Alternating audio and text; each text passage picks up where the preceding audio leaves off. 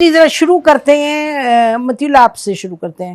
تو دو ٹویٹس ہیں ناظرین. ایک تو شاہین صاحب کی ٹویٹ تھی, انہوں نے شاہین صاحب نے ایک ذکر کیا کہ جی میں پشاور میں تھا اور وہاں میں وہاں کھڑا تھا ایک جلسے میں, اور ایک لڑکا تھا اس نے ہاشم, انہوں نے ٹارگٹ کیا, شوٹ کیا. ادھر بیٹھے ہوئے تھے آرمی چیف اور martial law administrator general Ayub Khan صاحب. انہوں نے کہا اسٹیج پہ تھے, ان کو ٹارگٹ کیا اور وہ نیچے ڈک کیا اور وہ بچ گئے.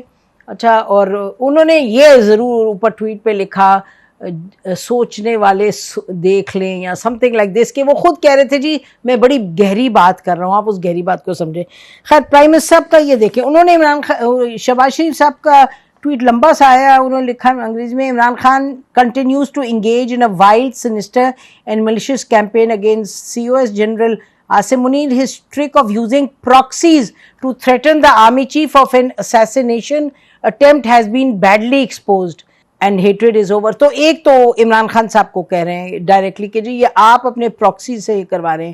دوسرا کہہ رہے ہیں کہ یہ ہائیلی کنڈیمنیبل اینٹکس ہے, بھی کو ایڈریس کر رہے ہیں. He is only exposing himself, the core of which is defined by putting his personal interest. People of Pakistan and political parties stand behind their army chief and the armed forces like a rock and will thwart any attempt and conspiracy at undermining their prestige, honor and integrity.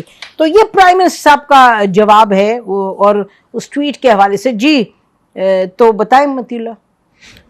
میں کیا کہہ سکتا ہوں. میرے خیال میں شاہین سے بھائی اس سے پہلے بھی بہت سی ٹویٹس کرتے رہے ہیں اور وہ اسی طرح کی بہت حد تک وائلڈ ٹویٹس, ہمیں یہ نہیں بھولنا چاہیے کہ شاہین سے بھائی اور ڈاکٹر محیط پیرزادہ دونوں پاکستان سے باہر بیٹھے ہیں.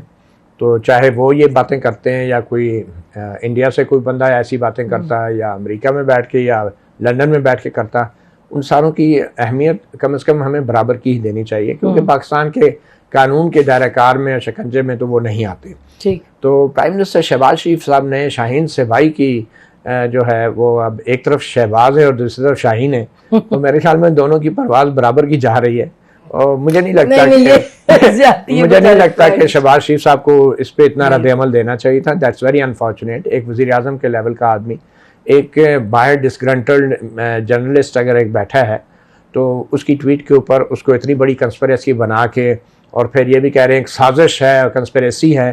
اگر یہ پریس کانفرنس میں عطا طارق صاحب یہ بات کرتے تو چلو ہمیں سمجھ آتی, کیونکہ وہ آج کل کرتے ہی ایسے ہیں, چھوٹی موٹی چیزوں کے اوپر بڑی بڑی پریس کانفرنسیں کر دیتے ہیں, تو وہ اور بات تھی. مگر پرائم منسٹر شہباز شریف کو یہ زیب نہیں دیتا کہ وہ شاہین سے بھائی کی ٹویٹ کو اتنی اہمیت دیتے, کیونکہ اس سے شہباز شریف صاحب کا جو رد عمل ہے اس سے زیادہ کانسیکوینسز ہوں گے بجائے اس کے کہ جو شاہین سے بھائی کی ٹویٹ سے ہونے تھے. تو ٹینشن زیادہ ہوگی. جی آپ کا کامنٹ جی شاہین صاحب. دیکھیے میں سمجھتا ہوں کہ میں نے تو ان کی ٹویٹ نہیں پڑھی تھی نہ پڑھنی تھی, لیکن جب پرائم منسٹر صاحب کی چل رہی تھی تو میں نے کہا یار یہ کیا کون سی ایسی چیز ہو گئی ہے کہ جس کے پرائم منسٹر کو آ کر بولنا پڑا, کون سی ایسی سازش ہوئی, کیا ہوئی. کئی باتوں لوگوں سے پوچھا کہ یہ کس کے بارے میں کہہ رہے ہیں, یہ بعد میں پتہ چلا کہ کنٹیکسٹ کوئی اور ہے, کہنے والے کوئی شاہین صاحب صاحب ہیں, اور وہ سارا اپنا ٹویٹ جو وہ خلاف لکھ رہے ہیں وہ خان صاحب کے خلاف لکھ رہے ہیں. وہ شاہ سے زیادہ شاہ سے وفاداری کرنے کی کوشش کر رہے ہیں شہباز شریف صاحب. اب 1 مہینے کے ظاہر پرائم منسٹر رہ گئے ہیں, اب انہوں نے اسٹیبلشمنٹ کو اس طرح خوش کرنے کی کوشش کر رہے ہیں کہ جیسے ایسا پورٹریٹ کر رہے ہیں کہ کوئی کنگ ہے یا ایک سپر پرائم منسٹر ہے جو اور فل پاورفل ہے, طاقتیں رکھتا ہے, اور یہ اس کے کوئی سبارڈینیٹ ہے یا اس کے کوئی ترجمان ہے جس نے آ کر کے ان کا دفاع کرنا ہے. اور اس کے اندر ایک سازش بھی ڈھونڈ لی انہوں نے کہ ایک صحافی صاحب کے پیچھے ایک پولیٹیکل پارٹی ہے اور وہ پولیٹیکل پارٹی PTI ہے. سازش کا منبع آپ نے زبان پارک اور خان صاحب تک کیسے پہنچا دیا؟ یعنی یہ اس سے یہ نظر آتا ہے کہ دیٹ از دی ریزن کہ آج آپ 180 مقدمات میں جو آپ نے الجھایا ہوا ہے یہ وہ سازشیں ہیں جس کو آپ نے بنیاد بنا کر. اچھا جی چلے یہ ٹویٹ پہ ذرا میں چاہوں گی کہ ان سے بھی سن لوں مظہر عباس صاحب سے. جی مظہر عباس صاحب فرمائیے.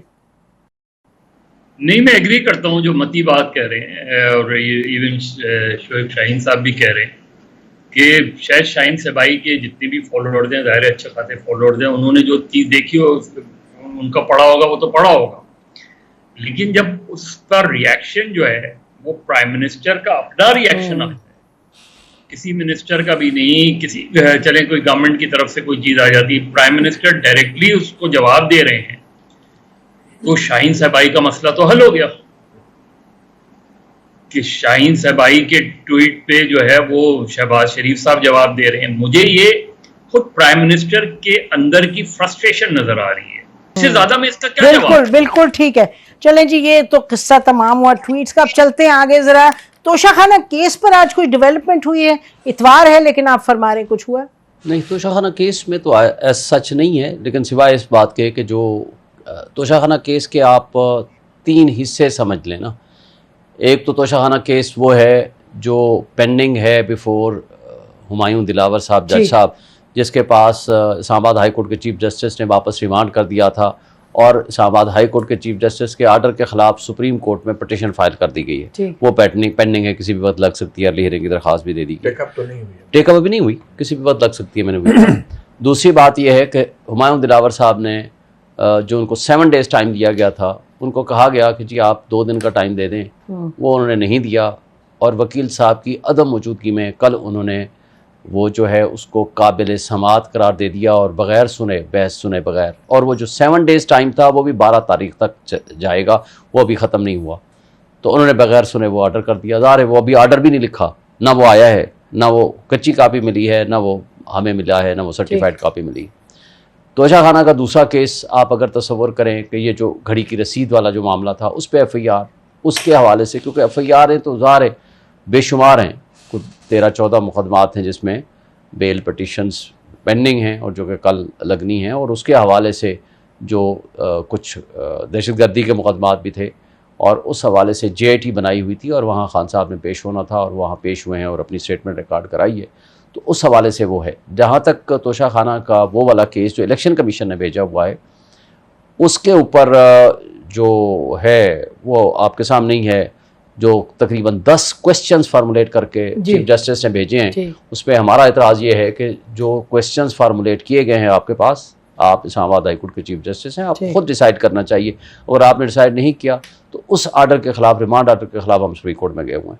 تو جو نیچے والے جج صاحب ہیں انہوں نے بغیر سنے وہ جو آرڈر کر دیا ہے, ظاہر ہے اس کا جو امپیکٹ ہوگا اس کو چیلنج کیا جائے گا. آپ نے ایکسپلین کر دیا کیا سچویشن ہے. میں چاہوں گی کہ ایک ٹیک اے کوئک بریک, پھر ہم متی سے پوچھتے ہیں مظہر سے کہ ان کا کیا خیال ہے توشہ خانہ جو کیس ہے, کیا وہ اب اپنے میرٹ پر آگے بڑھ رہا ہے یا کوئی اور عناصر ہے. After the break.